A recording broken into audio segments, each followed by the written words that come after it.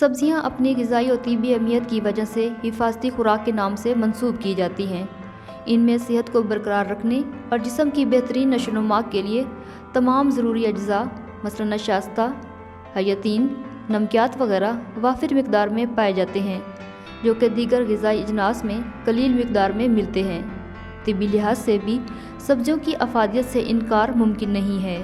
سبزیاں جسم سے نہ صرف غلیظ مادوں کے اخراج میں مدد دیتی ہیں، بلکہ یہ آنتوں میں کولیسٹرول کی تہوں کی صفائی نیز دماغ کی بڑھوتری کے لیے بھی یکساں مفید ہیں۔ سبزیوں کا متوازن استعمال جسم میں مختلف بیماریوں کے خلاف قوت مدافعت پیدا کرتا ہے۔